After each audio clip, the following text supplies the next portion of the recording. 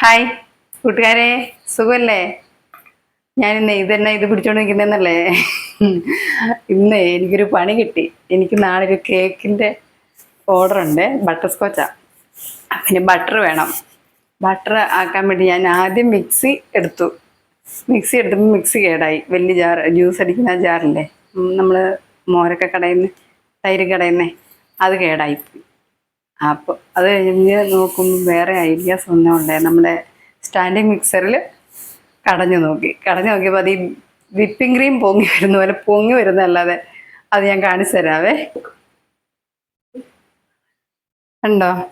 ഈ അവസ്ഥയിൽ പൊങ്ങി നിൽക്കുവാണ്. എനിക്ക് ബട്ടർ കിട്ടുന്നില്ല.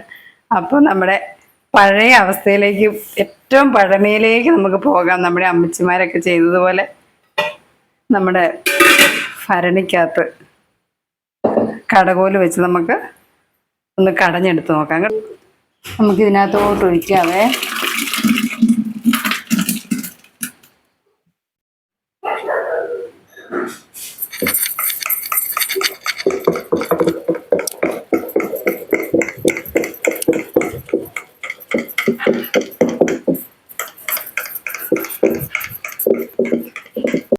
തെച്ചുവിന് ഒരാഗ്രഹം കടഞ്ഞു നോക്കാൻ. ഇപ്പോഴത്തെ മക്കളൊന്നും ഇങ്ങനെയൊന്നും കണ്ടിട്ടില്ലല്ലോ. ഇങ്ങനെയുണ്ട് മോനെ, നല്ല രസമുണ്ടല്ലേ. അങ്ങനെ നമ്മുടെ ബട്ടർ ആയിക്കൊണ്ടിരിക്കുക കേട്ടോ. ഇതായി. ഇത് പഴമയും പുതുമയും എല്ലാം കൂടെ കൂട്ടി ഇത് തെറിക്കുവാണേ. തെറിക്കുമായിട്ട് നമ്മളെ മറ്റേ സ്റ്റാൻഡിങ് മിക്സറിൻ്റെ മൂടിയെടുത്ത് വെച്ചിട്ടുണ്ട്. തെച്ചുകുട്ടി മുറുക്ക പിടിച്ചിട്ടുണ്ട്.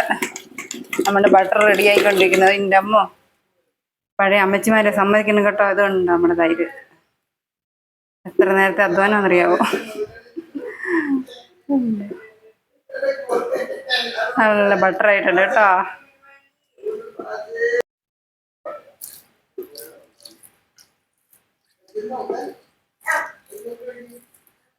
അങ്ങനെ ബട്ടർ റെഡി. ഇതാ കടകോല് നിൽക്കുന്ന തെച്ചുകുട്ടി നെയ്യ് എടുക്കുവാണേ.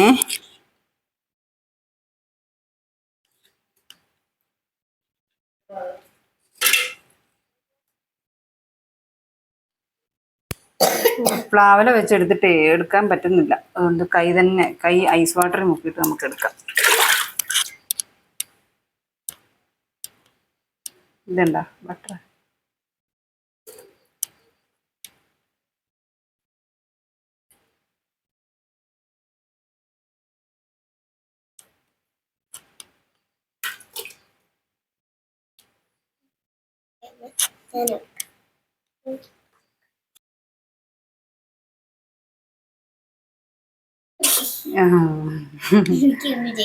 കുഞ്ഞു പിള്ളേർക്കുള്ള ഇതൊക്കെ ഒരു അത്ഭുതം അല്ലേ. ഇങ്ങനെയാണ് പണ്ടത്തെ അമ്മച്ചിമാരൊക്കെ നെയ്യ് എടുത്തോണ്ടിരുന്നത്. അവർ സമ്മതിക്കണം, എത്രയോ ക്ഷമയോടെയാണ് ചെയ്തോണ്ടിരുന്നത് കേട്ടോ.